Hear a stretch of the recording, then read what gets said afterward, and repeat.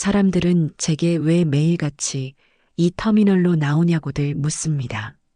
쉰두 해하고도 7달 하루도 거르지 않고 이 자리를 지키는 제게 이제 그런 질문을 하는 사람도 거의 남지 않았지만 말입니다. 그럴 때면 저는 그저 웃으며 좌판의 나무를 다듬을 뿐입니다.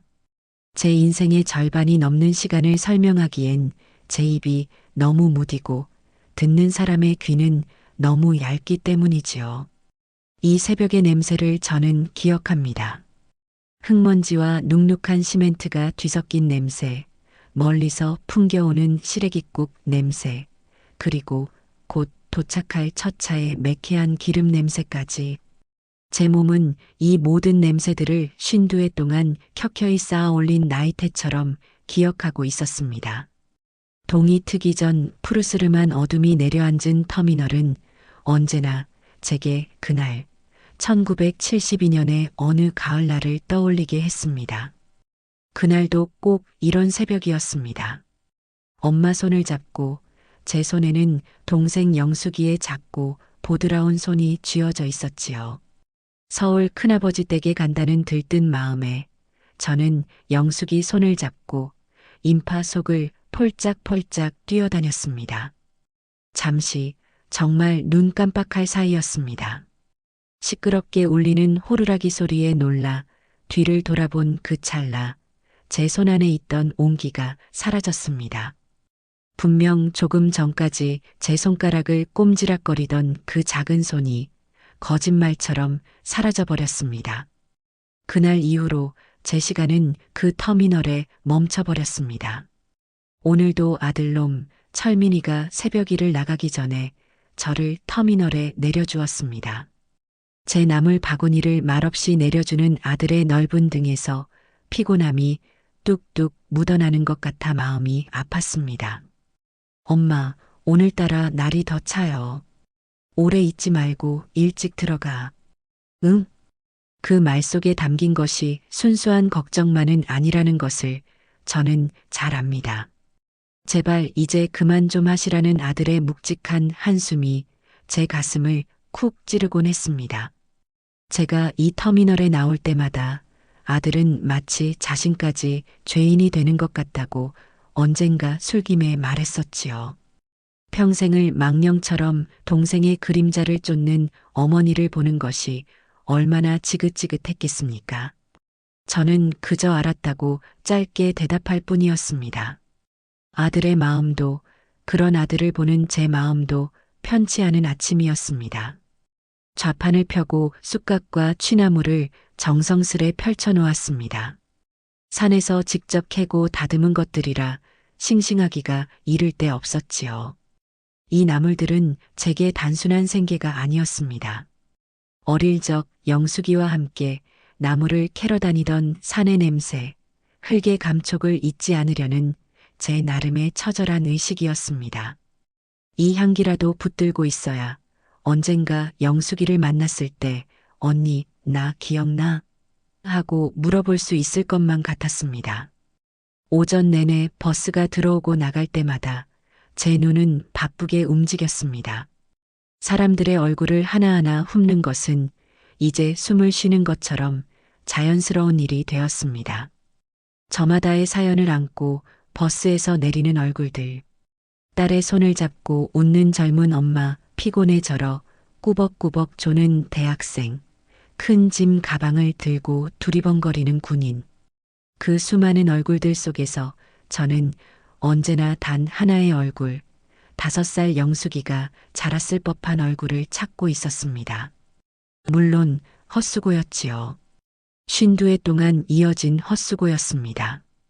점심때가 지나고 햇살이 제법 따가워질 무렵이었습니다. 늘 그렇듯 희망이 체념으로 바뀔 때쯤 서울에서 들어오는 금호 고속버스가 플랫폼으로 미끄러져 들어왔습니다. 저는 무심코 고개를 들었습니다. 그리고 그 순간 제 심장이 쿵 하고 바닥으로 떨어지는 것만 같았습니다. 버스에서 내리는 한 여자 때문이었습니다. 고급스러워 보이는 베이지색 트렌치 코트를 입은 곱게 나이를 먹은 여자였습니다. 수많은 사람들이 내렸지만 제 눈에는 오직 그 여자 한 사람만 보였습니다. 세상의 모든 소리가 사라지고 오직 제 심장이 귀 옆에서 쿵쾅거리는 소리만 들렸습니다. 머리가 아니라 제 온몸의 피가 먼저 그 여자를 알아보는 듯 했습니다. 갸름한 얼굴선, 오뚝한 콧날, 그리고 머리를 쓸어 넘기느라 드러난 귀밑머리. 어릴 적 영숙이에게도 있었던 아주 희미한 흉터 자국이 있는 바로 그 자리였습니다. 너무 멀어서 흉터가 보이지는 않았지만 제 눈에는 마치 어제 본 것처럼 선명하게 그려졌습니다. 저는 저도 모르게 자리에서 벌떡 일어났습니다. 좌판에 있던 나물 몇 줌이 바닥으로 우수수 떨어졌지만 그런 것을 신경 쓸 겨를이 없었습니다. 제 발이 땅에 붙어 떨어지지 않았습니다.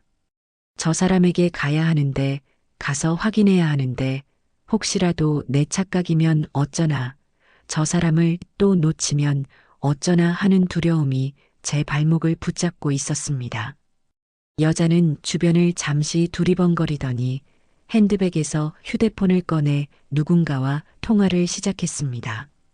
그 목소리는 들리지 않았지만 웃을 때 살짝 휘어지는 눈매가 그 모습이 돌아가신 제 어머니를 꼭 닮아 있었습니다. 눈물이 핑 돌았습니다. 주책맞게 흐르는 눈물을 손등으로 아무렇게나 훔쳐냈습니다. 아니야, 김영희. 정신 차려. 내가 평생 몇 번이나 속았니? 이번에도 그럴 거야.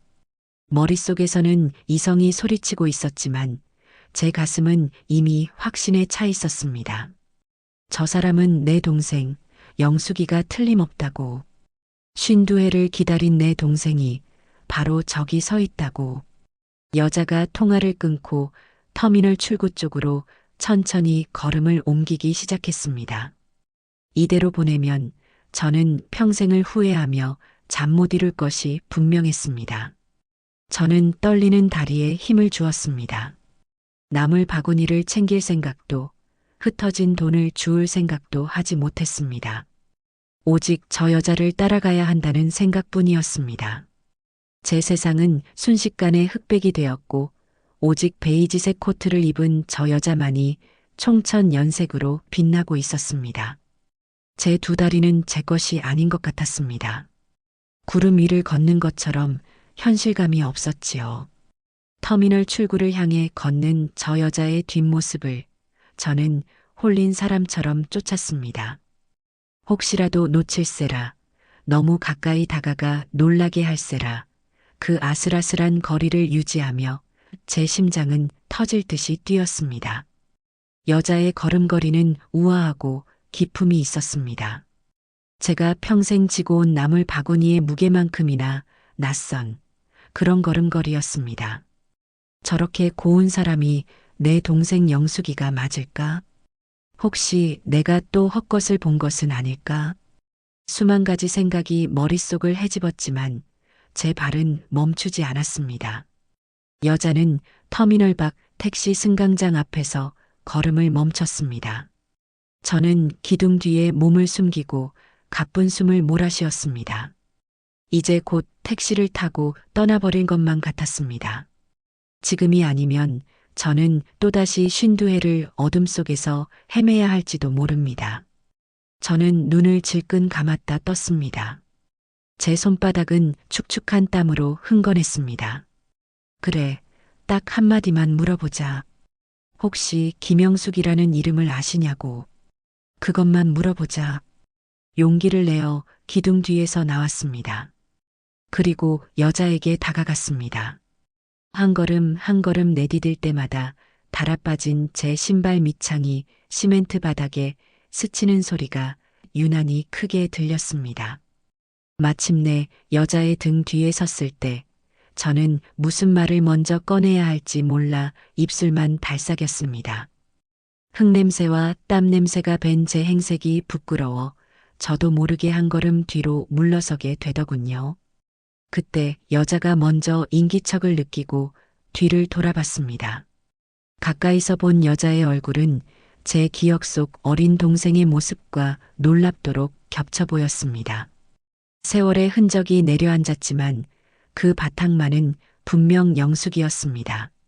저는 저도 모르게 떨리는 목소리로 입을 열었습니다. 저 혹시 김영숙 씨 아니십니까? 제 목소리는 갈라지고 형편없이 떨렸습니다. 여자는 처음에는 의아한 표정으로 저를 위아래로 훑어보았습니다. 그러더니 이내 옅은 경계심이 서린 눈빛으로 바뀌더군요. 여자의 시선은 제 거친 손과 흙 묻은 옷자락에 잠시 머물렀습니다. 그 짧은 순간 저는 보이지 않는 선이 우리 사이에 그어지는 것을 느꼈습니다. 박서연 누구신데 그러시죠? 사람 잘못 보셨습니다. 여자의 목소리는 부드러웠지만 단호했습니다. 그 목소리에 실린 차가운 공기가 제 심장을 콕 찌르는 것 같았습니다. 아니라고, 사람을 잘못 봤다고 그렇게 말하고 있었습니다. 하지만 저는 포기할 수가 없었습니다. 제 눈이, 제 심장이 저 사람이 영숙이라고 소리치고 있었으니까요. 아닙니다. 분명히 맞는데 제 동생 영숙이랑 똑같이 생기셨어요. 어릴 때 이 터미널에서 잃어버린 제 동생. 제 말이 채 끝나기도 전에 여자의 표정은 경계심을 넘어선 불쾌감으로 물들었습니다. 마치 길에서 귀찮은 잡상인을 만난 사람처럼 미간을 살짝 찌푸리더군요. 그 표정 하나에 제 평생의 그리움은 순식간에 구걸처럼 초라해졌습니다. 여자는 한숨을 짧게 내쉬며 제 말을 잘랐습니다. 어르신, 제가 좀 바빠서요. 그럼 이만. 여자는 그렇게 말하고는 곧장 택시의 뒷문을 열었습니다. 그 모습에 다급해진 저는 저도 모르게 여자의 팔을 붙잡았습니다. 제 손이 여자의 고급스러운 트렌치 코트에 닿는 순간 여자는 질색하는 표정으로 제 손을 뿌리쳤습니다. 마치 더러운 것이라도 묻은 것처럼요. 그 순간 제 심장이 서늘하게 식어내렸습니다. 택시는 미련 없이 떠나버렸고 저는 멍하니 그 자리에 서서 택시가 사라진 길 끝만 바라보았습니다. 손에는 방금 전 뿌리쳐진 민망함과 여자의 옷에서 풍겨오던 낯선 향수 냄새만이 희미하게 남아 있었습니다. 주변 사람들이 저를 이상한 눈으로 쳐다보는 것이 느껴졌지만 저는 움직일 수가 없었습니다. 52회의 기다림이 단 몇 분 만에 이렇게 허무하게 끝날 수도 있는 것이구나. 그날 저는 어떻게 집으로 돌아왔는지 기억이 나지 않습니다. 며칠을 알았습니다.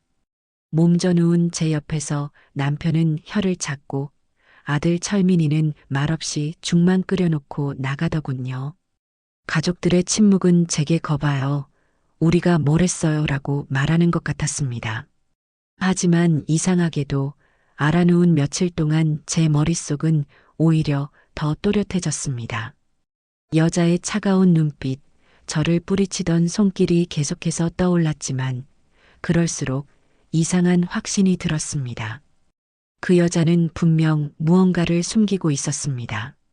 저를 대하던 그 부자연스러운 경계심, 어쩌면 아무것도 기억하지 못하는 것일지도 모른다는 생각이 들었습니다. 그래, 다시 한번 만나봐야겠다. 이번에는 이렇게 허무하게 물러서지 않으리라. 몸을 추스른 저는 수소문 끝에 그 여자가 운영한다는 갤러리를 찾아갔습니다. 시내 중심가에 있는 번듯한 건물이었습니다. 유리문을 열고 안으로 들어서는 순간 저는 완전히 다른 세상에 온 것 같았습니다. 높은 천장과 하얀 벽, 그리고 난생 처음 보는 그림들. 그 고요하고 깨끗한 공간 속에서 흙과 풀물로 얼룩진 제 모습은 너무나도 이질적이었습니다. 저 멀리 직원과 이야기를 나누고 있는 그 여자의 모습이 보였습니다. 터미널에서 봤던 그 베이지색 코트가 아닌 단정한 검은색 원피스를 입고 있었습니다. 제 발소리를 들었는지 여자가 고개를 돌렸습니다. 저를 발견한 여자의 얼굴에 당혹감이 스쳐 지나갔습니다. 여자는 직원에게 무언가 짧게 지시하더니 제게로 다가왔습니다. 어르신, 여긴 어떻게 알고 오셨어요? 이번에도 여자의 목소리는 부드러웠지만 그 안에는 날카로운 가시가 숨어 있었습니다. 저는 준비해 온 말을 꺼내려 했지만 그 위압적인 분위기에 눌려 입이 잘 떨어지지 않았습니다. 그때 갤러리 안쪽에서 저보다 나이가 더 많아 보이는 한 부인이 나왔습니다. 곱게 머리를 빗어 넘기고 값비싸 보이는 옷을 입은 딱 봐도 부잣집 사모님 같은 분이었습니다. 서연아, 무슨 일이니? 손님 오셨어? 그 부인은 저를 한번 훑어보더니 서연이라 불린 제 동생, 아니 그 여자에게 물었습니다. 여자는 잠시 난처한 표정을 짓더니 이내 부인의 팔을 끌며 말했습니다. 아니에요, 어머니. 그냥 길을 물으러 오신 분 같아요. 어머니라는 말에 제 가슴이 철렁 내려앉았습니다. 저분이 양어머니인가? 그럼 정말 내 동생이 맞는 것인가? 제 머릿속이 복잡하게 엉켜 들어가는 순간 그 부인이 제게로 다가와 날카롭게 물었습니다. 그런데 우리 서연이한테 무슨 볼일이라도 있으신가요? 저는 떨리는 목소리로 다시 한번 동생 이야기를 꺼냈습니다. 잃어버린 동생과 따님이 너무나 닮았다고 혹시나 하는 마음에 찾아왔다고 제발 이야기만이라도 한번 들어달라고 매달렸습니다. 제 이야기가 길어질수록 부인의 표정은 점점 더 싸늘하게 굳어갔습니다. 마침내 제 말이 끝났을 때 부인은 헛웃음을 터뜨리며 제게 말했습니다. 그 목소리는 제 평생의 세월을 한순간에 쓰레기 취급하는 그런 목소리였습니다. 참, 별꼴을 다 보겠네. 어디서 돈 냄새라도 맡고 오셨나 봐요? 우리 서연이가 어떤 아이인데 당신 같은 사람 동생일 리가 없잖아요. 당장 나가세요. 경찰 부르기 전에. 돈 냄새. 그 한마디가 제 심장에 비수처럼 날아와 박혔습니다. 제 52회의 그리움이 피눈물로 보낸 세월이 고작 돈 때문이라는 말로 더럽혀지는 순간이었습니다. 세상이 무너지는 것 같았습니다. 옆에 서 있던 서연이라는 여자는 아무 말 없이 고개를 숙이고 있었습니다. 저를 변호해주지도 그렇다고 어머니를 말리지도 않았습니다. 그 침묵이 제게는 더 큰 상처가 되었습니다. 저는 아무 대꾸도 하지 못했습니다. 아니, 할 수가 없었습니다. 부끄러움과 모멸감에 얼굴이 불타는 것 같았습니다.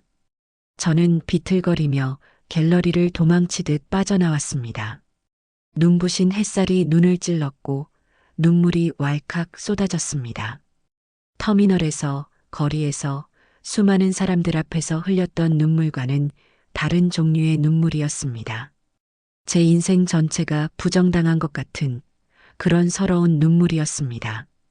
그날 갤러리를 나온 뒤 저는 집으로 향하는 버스 안에서 내내 창밖만 바라보았습니다. 눈물은 더 이상 흐르지 않았습니다. 대신 텅 빈 가슴에 차가운 바람이 휑하니 드나드는 것 같았습니다. 돈 냄새라는 그 말이 귓가에 독처럼 퍼져 제 온몸을 마비시키는 기분이었습니다. 제 평생의 기다림이 제 삶의 이유와도 같았던 그 마음이 고작 그런 추잡한 단어 하나로 전부 더럽혀졌습니다. 집에 도착했을 때 마당에는 철민이의 택배차가 서 있었습니다. 일을 마치고 일찍 들어온 모양이었습니다. 현관문을 열자 방 안에서 남편과 아들이 나누는 대화 소리가 들려왔습니다. 제 발걸음 소리를 듣지 못한 것인지 두 사람의 목소리는 평소보다 조금 높았습니다. 그러게 내가 뭘 했어. 저러다 큰일 낼 줄 알았다고. 그놈의 동생 타령. 이제 지긋지긋하지도 않나? 남편의 목소리였습니다. 그 목소리에는 익숙한 체념과 짜증이 섞여 있었습니다.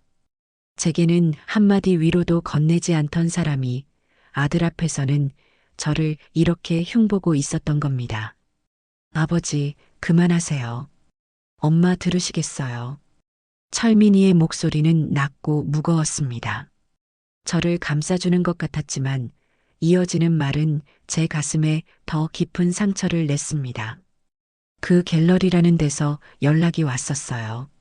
다시는 찾아오지 말아달라고, 한 번만 더 그러면 업무방해로 신고하겠다고요. 아들의 말이 끝나자 저는 그 자리에 얼어붙고 말았습니다. 갤러리에서 제 연락처를 어떻게 알았을까?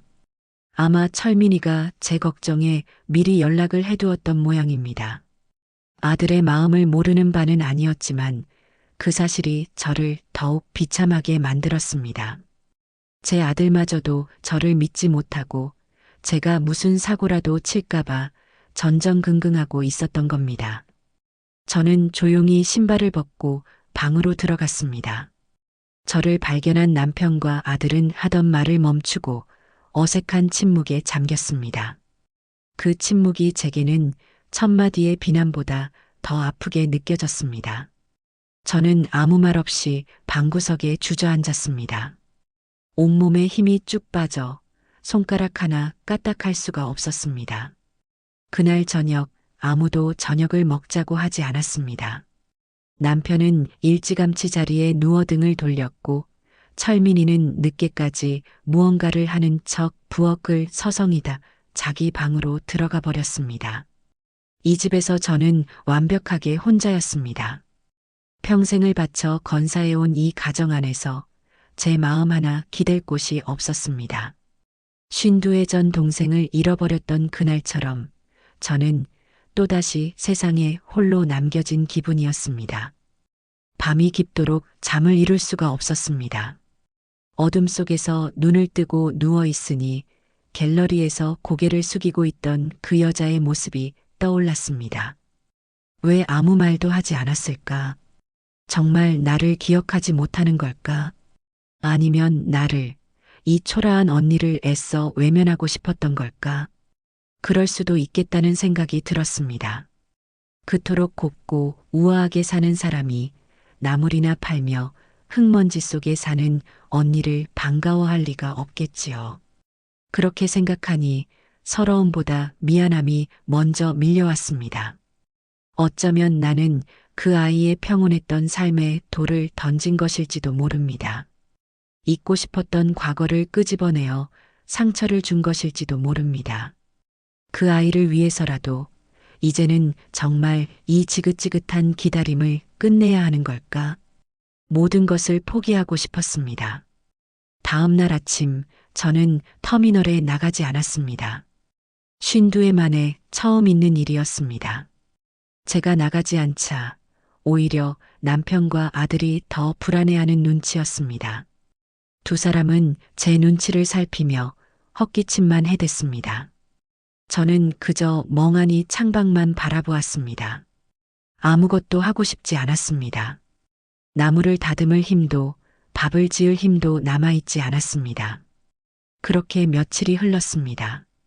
저는 시든 나물처럼 방 안에 틀어박혀 있었습니다. 그러던 어느 날 오후 철민이가 제 방으로 들어와 쭈뼛거리며 봉투 하나를 내밀었습니다. 엄마 이거. 봉투 안에는 현금 50만 원이 들어 있었습니다. 그동안 고생 많았잖아. 이걸로 맛있는 것도 사 먹고 옷도 한 벌 사 입어. 이제 터미널 같은 데는 나가지 말고. 응? 아들의 목소리는 조심스러웠지만 그 말의 뜻은 명확했습니다. 그 돈은 제게 주는 위로금이 아니었습니다.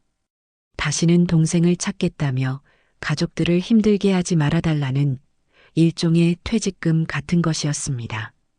아들의 얼굴에는 미안함과 안도감이 뒤섞여 있었습니다. 이제야 지긋지긋한 엄마의 망상에서 벗어날 수 있겠다는 그런 안도감 말입니다. 저는 아무 말 없이 돈 봉투를 아들에게 되밀어 주었습니다. 그리고 자리에서 일어나 먼지가 뽀얗게 쌓인 낡은 자개장을 열었습니다. 장롱 깊숙한 곳, 겹겹이 쌓인 이불 밑에서 빛바랜 나무 상자 하나를 꺼냈습니다. 상자를 열자 오래된 종이 냄새와 함께 제 어린 시절의 기억들이 쏟아져 나왔습니다. 그 안에는 낡은 앨범 한 권이 들어 있었습니다. 앨범을 펼치자 흑백 사진 속에서 환하게 웃고 있는 두 아이가 나타났습니다. 12살의 저와 7살의 영숙이었습니다. 사진 속 영숙이는 제 등 뒤에 매미처럼 찰싹 달라붙어 빠진 앞니를 드러내며 웃고 있었습니다.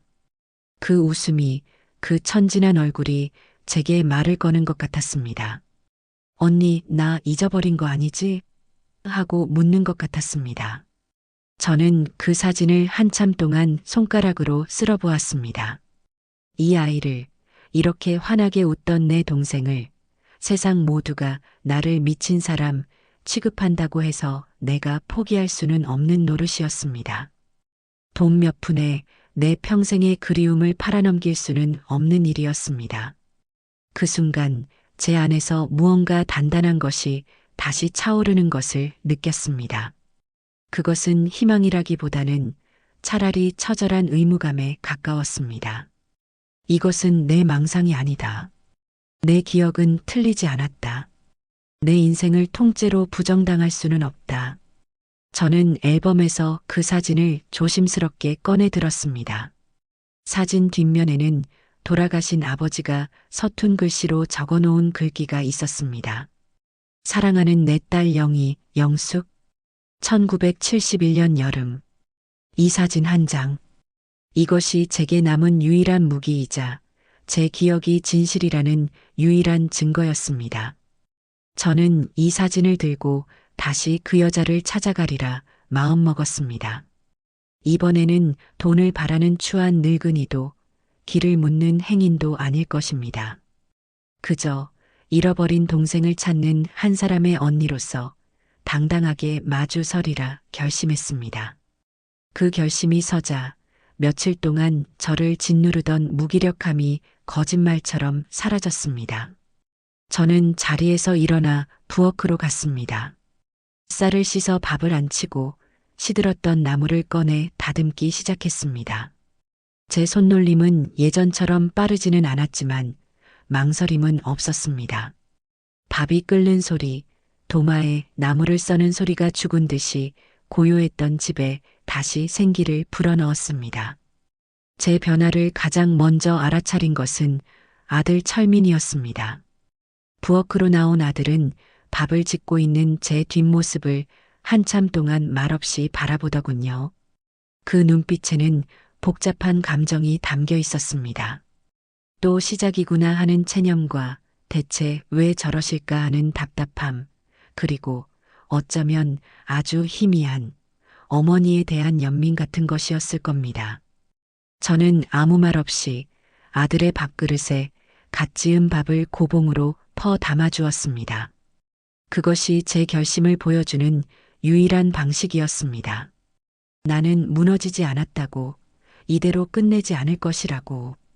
다음 날 저는 새벽부터 일어나 산에 갈 채비를 했습니다. 방 안에 틀어박혀 지내는 동안 나물 바구니는 구석에서 먼지만 뒤집어 쓰고 있었지요. 바구니를 깨끗이 닦고 호미를 챙기는 제 모습을 밤새 뒤척이다 늦게 잠이 든 철민이가 부스스한 얼굴로 나와 지켜보고 있었습니다. 아들의 얼굴에는 결국 또 시작이시군요 하는 표정이 역력했습니다. 저는 아무 말 없이 아들의 눈을 한번 마주보고는 현관문을 나섰습니다.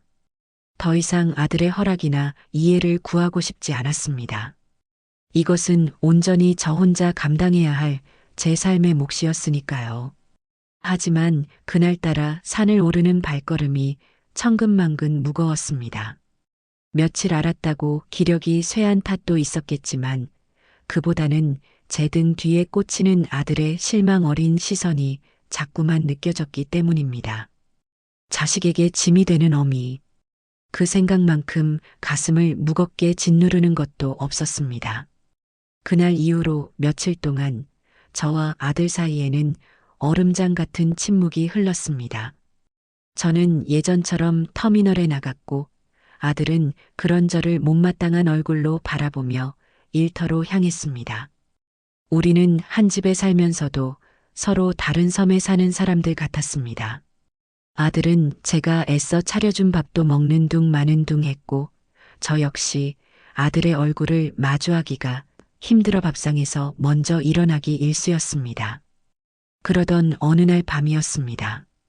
늦게까지 잠이 오지 않아 뒤척이는데 마당에서 철민이가 누군가와 통화하는 소리가 들려왔습니다. 저는 혹시나 며느리감이라도 생긴 건가 싶어 저도 모르게 귀를 기울였습니다. 아니, 그냥 좀 알아봐 달라고. 박서연, 나이는 57, 시내에서 갤러리 운영한다더라. 뭘 그런 걸 알아보냐니. 그냥 엄마 때문에 답답해서 그런다, 왜. 아들의 목소리에는 짜증이 가득했지만 제 심장은 저도 모르게 쿵 하고 내려앉았습니다. 철민이가 그 여자의 이름을 알고 있었습니다. 그리고 그 여자에 대해 알아봐 달라고 누군가에게 부탁하고 있었습니다. 그래, 혹시 뭐 입양 기록 같은 거나 아니면 옛날에 사고 같은 거 있었는지 그런 거 알 수 있으면 좀 알아봐 줘. 끊어. 전화를 끄는 아들은 마루에 걸터 앉아 깊은 한숨을 내쉬었습니다. 담배를 피우는지 희미한 연기 냄새가 열린 문틈으로 스며들어 왔습니다. 저는 이불을 머리끝까지 뒤집어 쓰고 숨을 죽였습니다. 눈물이 났습니다.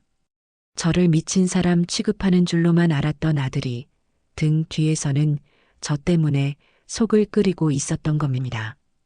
엄마 때문에 답답해서 그런다는 그 투박한 말 속에 아들의 복잡한 마음이 고스란히 담겨 있었습니다. 어머니를 원망하면서도 차마 내버려 두지는 못하는 그 마음. 그 마음 하나가 지난 며칠간 꽁꽁 얼어붙었던 제 가슴을 따뜻하게 녹여주었습니다. 그날 이후 저는 아들을 조금 다른 눈으로 보게 되었습니다. 여전히 아들은 제 앞에서는 무뚝뚝하고 퉁명스러웠지만 저는 그 너머에 있는 아들의 진심을 보았습니다. 밤늦게 들어와 피곤에 절어 있으면서도 제 나물 바구니가 비어 있으면 말없이 쌀독을 채워놓는 아들이었습니다. 낡아서 삐걱거리던 제 방 문고리를 소리 없이 고쳐놓는 아들이었습니다. 아들은 자신만의 방식으로 서툴지만 묵묵하게 저를 챙기고 있었던 겁니다. 며칠 뒤 철민이가 저녁상에서 슬쩍 말을 꺼냈습니다. 엄마, 그 갤러리 하는 여자 말이야. 저는 나무를 씹다 말고 고개를 들었습니다. 아들은 제 눈을 피하며 밥그릇에 코를 박은 채 말했습니다. 그 여자 어릴 때 큰 교통사고가 있었대. 그래서 그전 기억이 하나도 없다더라. 아들의 말에 제 손에 들려있던 숟가락이 바닥으로 툭 떨어졌습니다. 기억이 없다고. 그렇구나. 그래서 나를 못 알아봤구나. 나를 일부러 외면한 게 아니었구나. 그 순간 제 가슴을 짓누르던 돌덩이 하나가 쑥 내려가는 기분이었습니다. 서운함과 원망이 눈 녹듯 사라지고 그 자리에 동생에 대한 안쓰러움과 연민이 차올랐습니다. 얼마나 아팠을까? 얼마나 무서웠을까? 그 어린 것이 혼자서 그 모든 것을 어떻게 견뎌냈을까? 그리고 입양된 것도 맞아. 근데 좀 이상해. 공식적인 입양 서류가 아니라 그냥 아는 사람 통해서 개인적으로 데려다 키운 것 같다고 하더라고. 아들은 마치 남의 이야기를 하듯 덤덤하게 말했지만 저는 그 목소리가 미세하게 떨리고 있다는 것을 느낄 수 있었습니다. 아들의 마음속에서도 혹시나 하는 작은 불씨가 피어오르고 있었던 겁니다. 제 망상이라고 치부했던 일들이 하나씩 사실로 드러나자 아들도 혼란스러운 모양이었습니다. 그날 밤 저는 잠들어 있는 아들의 방에 조용히 들어갔습니다. 책상 위에는 아들이 쓰다 만 택배 송장들과 함께 이면지에 서툰 글씨로 휘갈겨 쓴 메모가 놓여 있었습니다. 박서연 57세, 갤러리 관장, 교통사고, 기억상실. 그 메모를 보는 순간 저는 더 이상 혼자가 아니라는 것을 깨달았습니다. 제 옆에는 이제 세상에서 가장 든든한 네 편이 함께 서주기 시작한 것입니다. 다음 날부터 저와 아들 사이에는 이상한 동맹 관계가 형성되었습니다. 우리는 여전히 그 일에 대해 터놓고 이야기하지는 않았습니다. 하지만 아들은 퇴근길에 지나가다 봤는데 그 여자 차가 갤러리 앞에 있더라 하고 무심코 정보를 던져주었고, 저는 오늘 터미널 앞에서 그 사람과 닮은 여자를 봤는데 아니더라 하고 제 나름의 경과를 보고했습니다. 아들은 인터넷으로 그 여자의 갤러리 홈페이지를 찾아 그녀의 인터뷰 기사나 사진 같은 것들을 제게 보여주었습니다. 화면 속에서 환하게 웃고 있는 여자의 얼굴을 보며 저는 가슴 한쪽이 아려왔습니다. 저렇게 잘 자라주었구나, 고맙다 하는 생각과 함께 저 아이의 웃는 모습을 지난 50년간 한 번도 보지 못했다는 서글픔이 동시에 밀려왔습니다. 그러던 어느 날 아들이 흥분한 목소리로 제게 말했습니다. 엄마, 찾았어. 그 여자 50년 전에 발견된 장소. 우리 시에서 운영하는 보육원 기록에 남아 있었어. 발견된 곳이 고속버스 터미널 근처 국밥집 앞이었대. 그 말을 듣는 순간 제 머릿속의 모든 기억의 조각들이 한순간에 맞춰졌습니다. 그날 제가 영숙이의 손을 놓쳤던 바로 그 장소였습니다. 더 이상 의심할 여지가 없었습니다. 그 여자는, 박서연은 제 동생 김영숙이었습니다. 고속버스 터미널 근처 국밥집 앞. 아들이 알아온 그 장소는 제 머릿속에 박힌 쐐기 같았습니다. 지난 52회 동안 단 하루도 잊어본 적 없는 바로 그곳. 그날의 시끄러운 소음, 사람들의 냄새, 그리고 제 손을 빠져나가던 동생의 가느다란 손목의 감촉까지 모든 것이 다시금 생생하게 되살아났습니다. 더 이상 망설일 이유가 없었습니다. 다음 날 저는 철민이와 함께 보육원을 찾아갔습니다. 낡은 서류 더미 속에서 김영숙이라는 이름은 찾을 수 없었지만 무연고, 여자아이, 7세 추정, 발견 장소 터미널 국밥집 앞이라고 적힌 기록 카드를 발견할 수 있었습니다.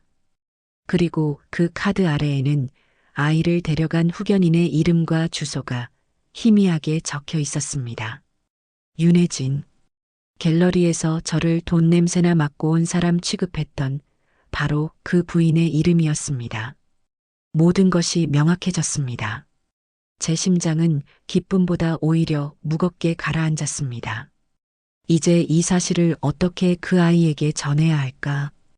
평생을 박서연으로 살아온 아이에게 당신은 사실 김영숙이라고, 내가 당신의 언니라고 어떻게 말해야 상처를 주지 않을 수 있을까?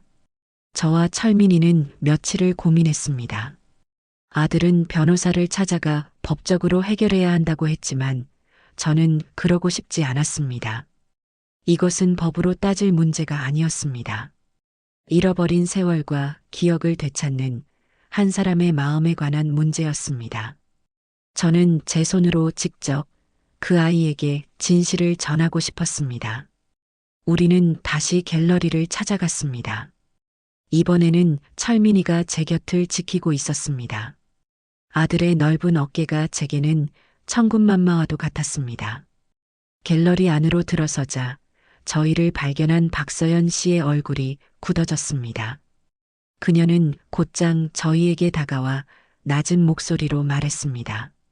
지난번에 분명히 말씀드렸을 텐데요. 왜 또 찾아오셨죠?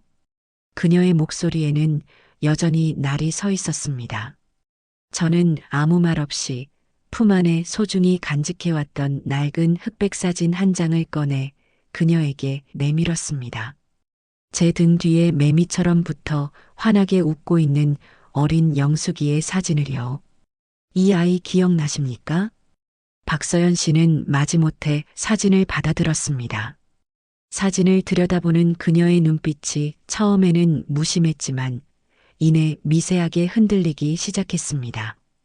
사진 속 아이의 얼굴을, 그리고 제 얼굴을 번갈아 쳐다보더군요. 그녀의 입술이 무언가 말하려는 듯 살짝 열렸지만 아무 소리도 나오지 않았습니다. 그 순간 갤러리 안쪽에서 윤혜진 씨가 나타났습니다.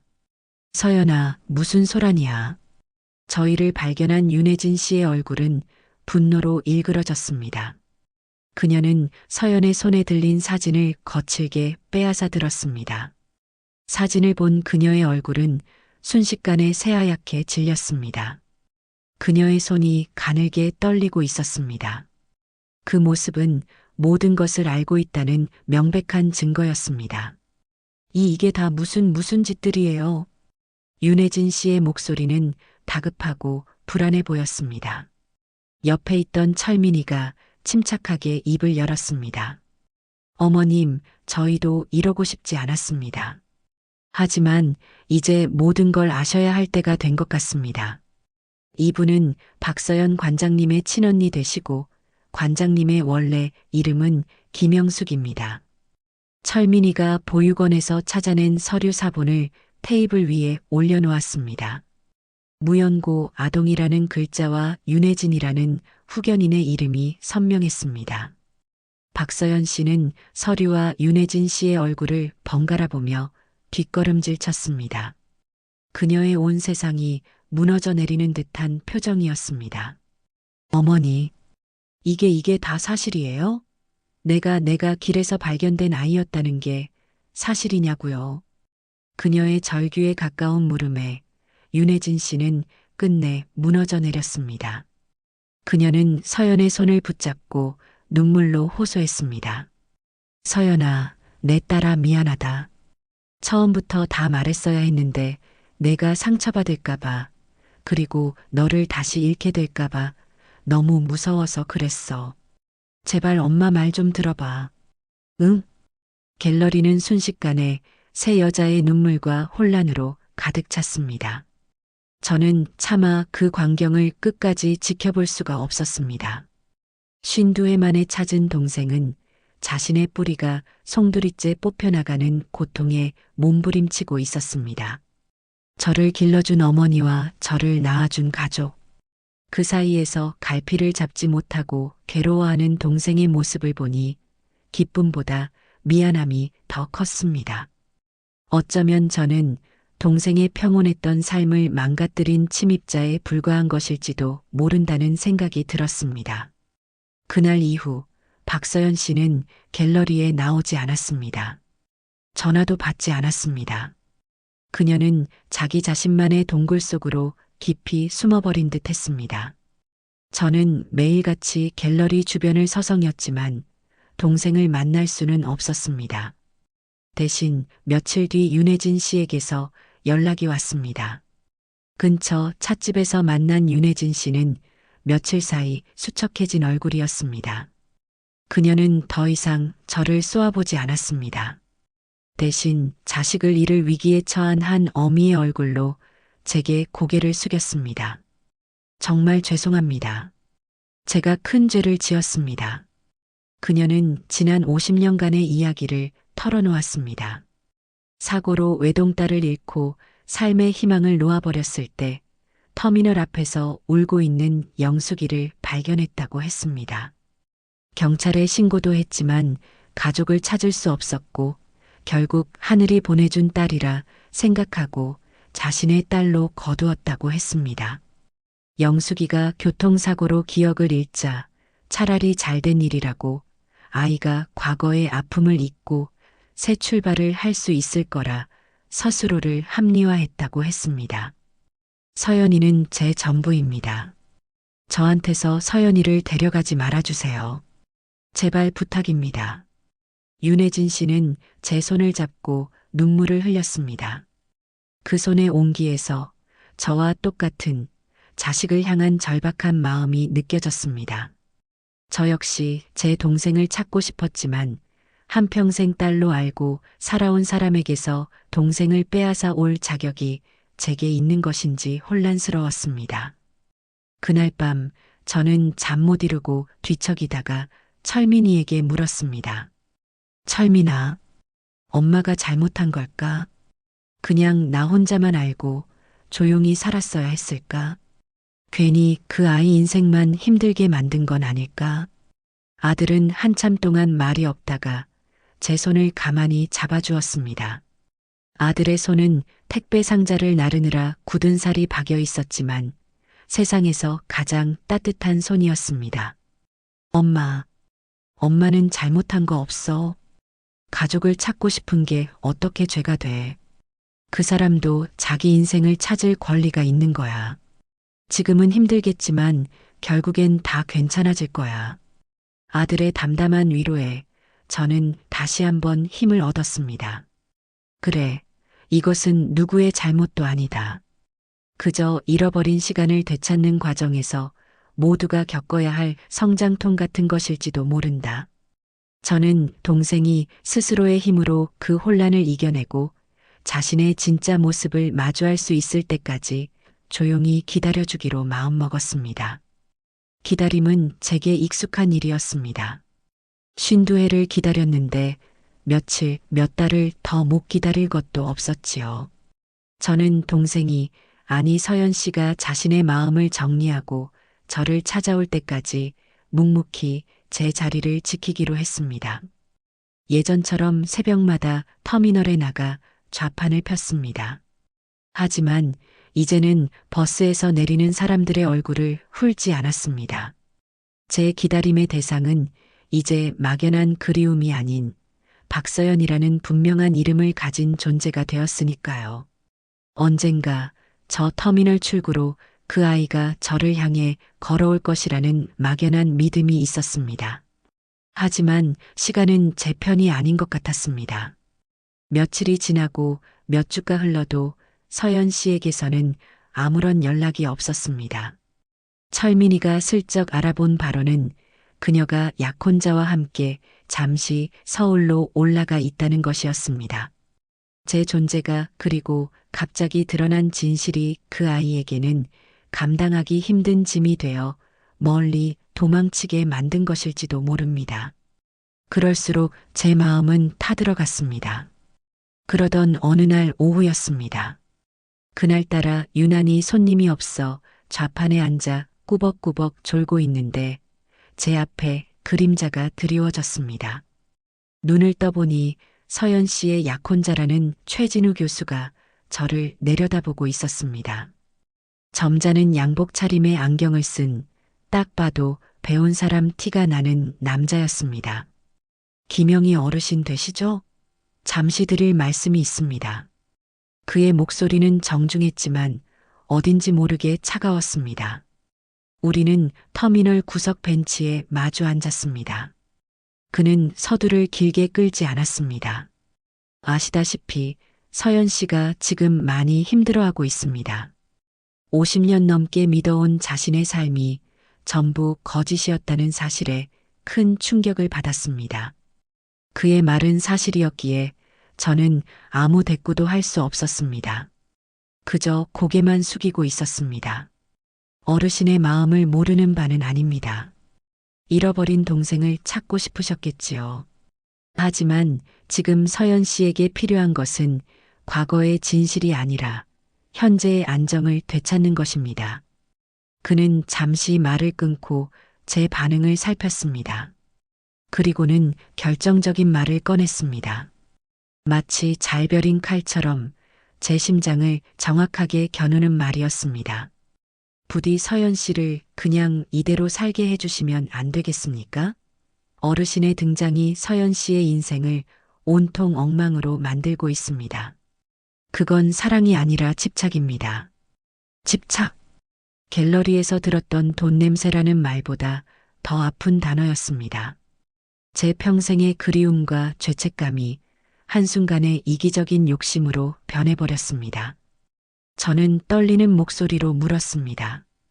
그게 서연이, 아니 영숙이의 뜻입니까? 최 교수는 잠시 망설이다가 안주머니에서 작은 녹음기 하나를 꺼냈습니다. 버튼을 누르자 지지직거리는 소리와 함께 익숙한 목소리가 흘러나왔습니다. 서연 씨의 목소리였습니다. 이제 그만했으면 좋겠어요. 그분 때문에 내 인생이, 우리 엄마 인생이 전부 엉망이 됐어요. 다시는 내 앞에 나타나지 않았으면 좋겠어요. 제발 나 좀 그냥 내버려 두세요. 목소리는 잔뜩 잠겨 있었고 울음을 억지로 참는 듯 떨리고 있었습니다. 하지만 그 안에 담긴 뜻은 너무나도 명확했습니다. 다시는 내 앞에 나타나지 말아달라는 세상에서 가장 잔인한 거절의 말이었습니다. 녹음이 끝나고 세상은 잠시 침묵에 잠겼습니다. 멀리서 버스가 출발하는 소리, 사람들이 웅성거리는 소리가 들려왔지만 제 귀에는 아무것도 들리지 않았습니다. 52회를 버티게 해준 희망의 끈이 그 목소리 한마디에 툭 하고 끊어져 버리는 것 같았습니다. 최 교수는 녹음기를 가방에 넣으며 자리에서 일어났습니다. 서연 씨의 뜻 잘 전달된 것으로 알겠습니다. 그럼 이만. 그는 제게 가볍게 목례를 하고는 뒤돌아섰습니다. 저는 멍하니 그의 뒷모습을 바라보았습니다. 아무 말도 할 수 없었습니다. 무슨 말을 할 수 있었을까요? 동생이 나를 원하지 않는데 내 존재 자체가 동생에게 고통이라는데 제가 무슨 말을 더 할 수 있었겠습니까? 그가 떠나고 난 뒤에도 저는 한참 동안 벤치에서 일어날 수가 없었습니다. 해가 지고 터미널에 하나둘 조명이 켜졌습니다. 집으로 돌아가야 하는데 발이 떨어지지 않았습니다. 돌아갈 이유를 잃어버린 것 같았습니다. 평생의 목표였던 기다림이 이렇게 허무하고 아프게 끝이 나다니 차라리 영영 찾지 못하는 편이 나았을지도 모른다는 생각마저 들었습니다. 그날 밤 저는 처음으로 술을 마셨습니다. 터미널 앞 포장마차에 앉아 소주를 몇 잔 연거푸 들이켰습니다. 쓰디 쓴 술이 목구멍을 타고 넘어갈 때마다 녹음기에서 흘러나오던 동생의 목소리가 귓가에 울리는 것 같았습니다. 당신 때문에 내 인생이 엉망이 됐어요.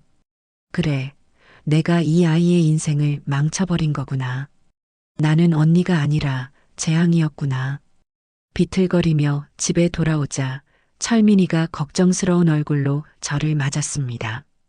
잭에서 풍기는 술 냄새에 아들의 얼굴이 굳어졌습니다. 엄마, 무슨 일 있었어? 저는 아무 말 없이 아들을 지나쳐 방으로 들어왔습니다. 그리고는 벽에 기대어 주저앉아 소리내어 울기 시작했습니다. 52회 동안 가슴에 쌓아두었던 모든 서름과 한이 한꺼번에 터져 나오는 것 같았습니다. 동생을 잃어버렸던 그날도 이렇게 울지는 않았습니다. 갤러리에서 모욕을 당했을 때도 소리내어 울지는 않았습니다. 하지만 오늘은 도저히 참을 수가 없었습니다. 제 울음소리에 놀란 철민이가 방으로 들어와 제 등을 말없이 쓸어주었습니다. 아들의 따뜻한 손길에 저는 어린아이가 된 것처럼 더 큰 소리로 울었습니다. 철민아, 엄마가 다 잘못했다. 내가 영숙이 인생을 망쳤어. 그날 밤 저는 평생을 지켜온 제 삶의 의미를 완전히 잃어버렸습니다. 그리고 결심했습니다. 이제 정말 모든 것을 끝내야겠다고. 동생을 위해서, 그리고 나를 위해서 이 지긋지긋한 기다림을 이제는 정말 놓아주어야겠다고. 다음 날 아침 저는 잠을 설친 아들보다 먼저 일어났습니다. 그리고 52회 동안 제 몸의 일부와도 같았던 나물 바구니와 호미를 들고 창고로 향했습니다. 먼지 쌓인 창고 구석에 저는 바구니를 조용히 내려놓았습니다. 다시는 꺼내지 않을 것처럼 가장 깊숙한 곳에 밀어 넣었습니다. 이제 터미널에 나갈 이유가 사라졌습니다. 제 인생의 이정표가 송두리째 사라져버린 아침이었습니다. 나물 바구니를 창고에 넣어둔 이후 제 시간은 흐르지 않고 고여 있었습니다. 터미널에 나가지 않으니 하루가 무척이나 길었습니다. 아침에 눈을 떠서 밤에 잠들 때까지 저는 그저 멍하니 앉아 있거나 의미 없이 마당을 서성이는 것이 전부였습니다. 밥맛도 없고 잠도 오지 않았습니다. 제 몸과 마음이 서서히 말라가는 것을 느꼈습니다. 그런 저를 가장 힘들어한 것은 아들 철민이었습니다. 아들은 제 눈치를 보며 어떻게든 저를 위로하려 애썼습니다. 시장에 가서 제가 좋아하던 팥죽을 사오기도 하고 읍내에 새로 생긴 공원에 바람이라도 쐬러 가자며 제 손을 끌기도 했습니다. 저는 그런 아들의 마음이 고마우면서도 아무것도 해줄 수가 없었습니다. 이미 마음 한구석이 무너져 내린 사람은 다른 사람의 위로가 들어올 공간조차 없는 법이니까요. 며칠이 지났을까요? 그날은 아침부터 비가 추적추적 내렸습니다. 철민이는 비가 온다는 핑계로 택배 일을 하루 쉬었습니다. 아들은 제가 또 방 안에만 틀어박혀 있을까봐 굳이 거실에서 텔레비전을 크게 틀어놓고 제 곁을 지켰습니다. 그때였습니다. 현관문이 조심스럽게 열리는 소리가 들렸습니다. 비를 맞아 축축해진 신발이 현관 바닥에 끌리는 소리. 철민이와 저는 동시에 현관 쪽을 쳐다보았습니다. 그곳에는 흠뻑 젖은 채 망설이며 서 있는 박서연 씨가 있었습니다. 그녀의 모습은 며칠 전과는 많이 달라 보였습니다. 값비싼 옷 대신 평범한 면바지에 스웨터를 입고 있었고 단정하던 머리는 비에 젖어 흐트러져 있었습니다. 무엇보다 늘 꼿꼿하던 그녀의 어깨가 힘없이 축 처져 있었습니다. 그녀는 저와 철민이를 발견하고는 죄 지은 사람처럼 고개를 푹 숙였습니다. 철민이가 먼저 자리에서 일어나 그녀에게 다가갔습니다. 여긴 어쩐 일이세요?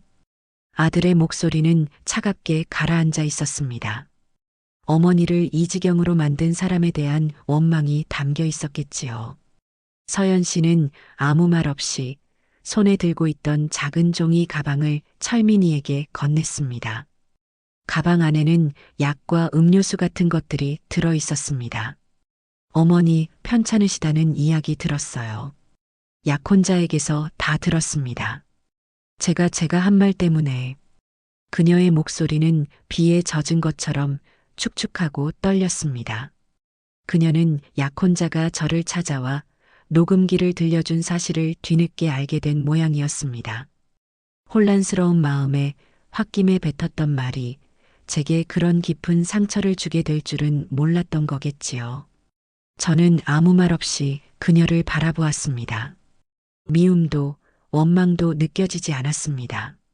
그저 흠뻑 젖은 채 제 앞에 서 있는 저 아이가 쉰두의 전비를 맞으며 울고 있던 어린 영숙이의 모습과 겹쳐 보일 뿐이었습니다.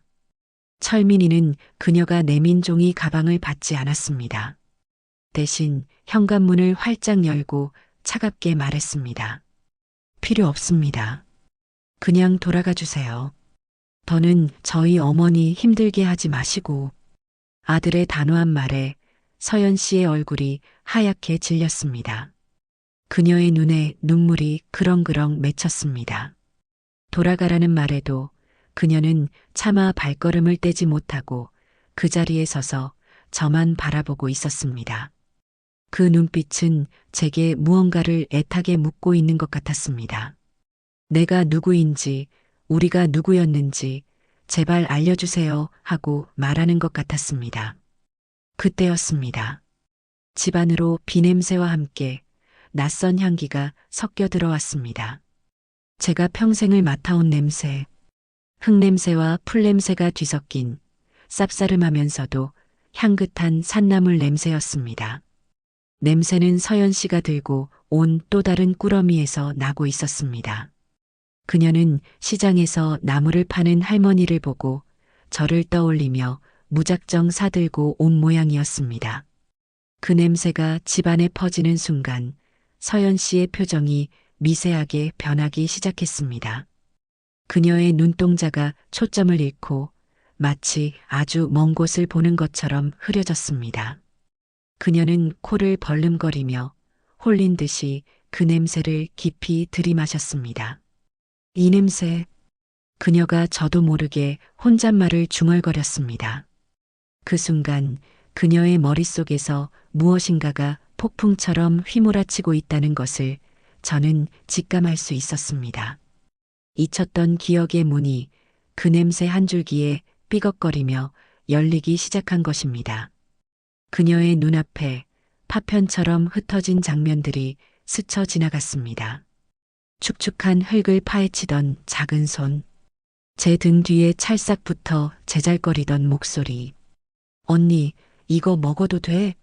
하고 묻던 목소리, 그리고 수많은 사람들 속에서 놓쳐버린 제 손의 감촉, 마지막으로 보았던 멀어져 가던 제 노란색 원피스. 언니, 그녀의 입에서 쉰두해 만에 그 이름이 터져 나왔습니다. 그것은 박서연의 목소리가 아니었습니다. 제 동생 김영숙의 목소리였습니다. 모든 기억이 돌아온 그녀는 손에 들고 있던 것들을 바닥에 떨어뜨리고는 무너져 내리듯 그 자리에 주저앉아 오열하기 시작했습니다. 그것은 슬픔의 울음도 기쁨의 울음도 아니었습니다. 잃어버린 50년의 세월을 통째로 토해내는 듯한 그런 처절한 울음이었습니다. 언니나 내가 영숙이야. 언니 나 기억나? 내가 언니 손을 놓쳤어. 미안해. 언니 내가 잘못했어. 그녀는 어린아이가 된 것처럼 두서없는 말들을 쏟아내며 울부짖었습니다. 그제야 저도 참았던 눈물을 터뜨렸습니다. 저는 비틀거리며 그녀에게 다가가 그녀의 작은 몸을 부서져라 끌어안았습니다. 제 품에 안긴 동생은 52해 전에 7살 어린아이처럼 작고 가냘프게만 느껴졌습니다. 아니야, 내가 내 손을 놓쳤어. 언니가 미안해. 영수가 언니가 다 잘못했어. 우리 두 자매는 그렇게 서로를 부둥켜 안고 한참을 울었습니다. 옆에서 그 모습을 지켜보던 철민이도 어느새 붉어진 눈시울을 소매로 거칠게 훔쳐내고 있었습니다. 52회의 기다림, 오해, 그리고 아픔이 뜨거운 눈물과 함께 빗속으로 씻겨 내려가는 순간이었습니다. 우리는 더 이상 아무 말도 하지 않았습니다. 말은 필요 없었습니다. 서로의 떨리는 어깨와 뜨거운 눈물만으로도 우리는 지난 세월의 모든 것을 이해하고 용서할 수 있었습니다. 잃어버렸던 제 반쪽을 마침내 되찾은 것입니다. 그날 이후 제 삶에는 많은 것들이 변했습니다.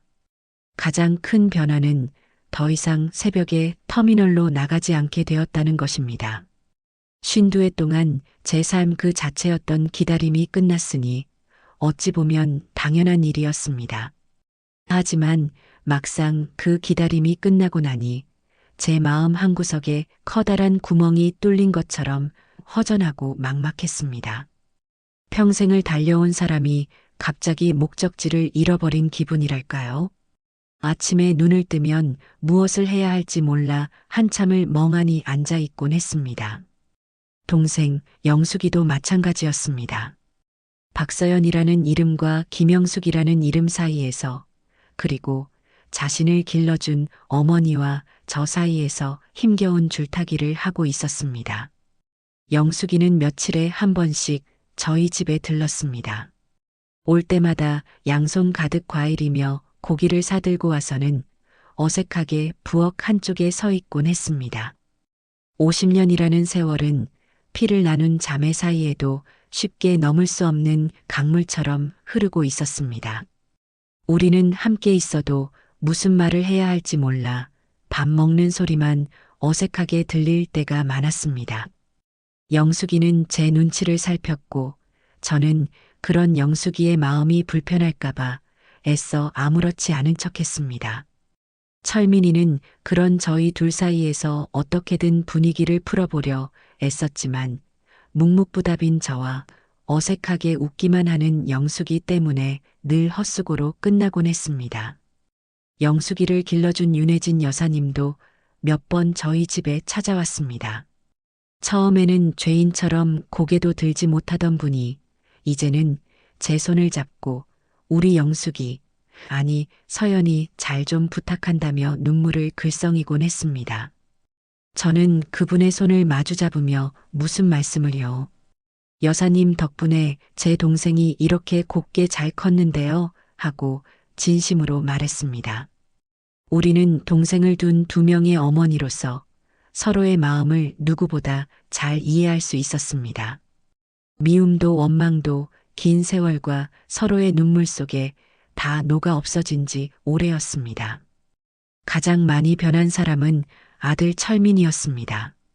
늘 제 걱정에 얼굴에 그늘이 져 있던 아들의 얼굴이 요즘은 환하게 펴는 날이 많아졌습니다. 이제는 퇴근하고 돌아오면 엄마 오늘 이모는 안 왔어? 하고 먼저 묻기도 합니다. 얼마 전에는 영숙이가 선물한 새 운동화를 신고 제 앞에서 아이처럼 자랑을 하더군요.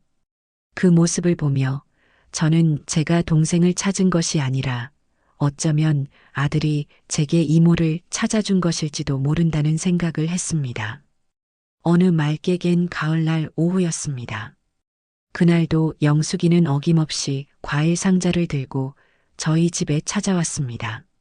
마침 저는 마당 평상에 앉아 오랜만에 산에서 캐온 취나물을 다듬고 있었습니다. 영숙이는 제 옆에 조심스럽게 다가와 앉았습니다.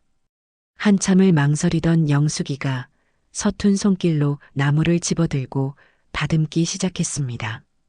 언니, 나 어릴 때 언니 따라서 나물 캐러 다니던 거 이제 다 생각나? 영숙이가 조용한 목소리로 말했습니다. 그때 언니가 그랬잖아. 이건 먹는 거고 저건 독초니까 절대 만지면 안 된다고. 내가 언니 말 안 듣고 예쁜 버섯 따려다가 언니한테 엄청 혼났었는데. 영숙이는 희미하게 웃으며 말했습니다. 저도 그날의 기억이 떠올라 저도 모르게 미소를 지었습니다. 잃어버렸던 기억의 조각들이 이렇게 하나씩 제자리를 찾아오고 있었습니다. 그때는 언니가 나 미워서 혼내는 줄 알았어. 근데 아니었구나. 영숙이의 눈에 다시 눈물이 그럭 맺혔습니다. 저는 말없이 나물 다듬는 것을 멈추고 동생의 어깨를 가만히 감싸 안았습니다. 이제 괜찮아. 다 괜찮아, 영숙아. 우리는 한참 동안 그렇게 말없이 앉아 나물만 다듬었습니다. 서걱거리는 나물 소리가 우리 사이에 흐르던 어색한 침묵을 채워주었습니다. 영숙이의 손길은 여전히 서툴렀지만 처음보다는 제법 익숙해져 있었습니다. 50년의 빈 시간을 다 채울 수는 없겠지만 이렇게 함께 나물을 다듬고 밥을 먹고 웃고 울다 보면 언젠가는 그 강물 위에도 단단한 다리가 놓일 수 있을 거라는 생각이 들었습니다. 며칠 뒤 영숙이에게서 전화가 왔습니다. 갤러리에서 작은 전시회를 여는데 저와 철민이를 꼭 초대하고 싶다고 했습니다. 전시회 이름은 기억의 향기였습니다. 저와 철민이는 난생 처음으로 그런 곳에 가보았습니다. 갤러리 안에는 온통 상가들 그리고 나물에 관한 그림과 사진들이 걸려 있었습니다. 그리고 전시장 한가운데 작은 유리 상자 안에 낡고 다른 흙 묻은 바구니 하나가 놓여 있었습니다. 제가 52회 동안 들고 다녔던 바로 그 나물 바구니였습니다. 바구니 옆에는 이런 글이 적혀 있었습니다. 이것은 나의 언니가 52회 동안 짊어져 온 그리움의 무게이자 나를 찾아 헤맨 희망의 증표입니다. 그리고 마침내 잊혔던 나의 이름을 되찾아준 기억의 향기입니다. 저는 그 글을 읽으며 저도 모르게 눈물을 훔쳤습니다. 제 고단했던 세월이 이렇게 아름다운 이름으로 다시 태어나는 순간이었습니다. 많은 사람들 속에서 영숙이가 저를 발견하고 환하게 웃으며 다가왔습니다. 그리고는 제 손을 꼭 잡았습니다. 52회 전 놓쳐버렸던 하지만 그 온기만은 단 한순간도 잊어본 적 없었던 바로 그 작고 따뜻한 손이었습니다.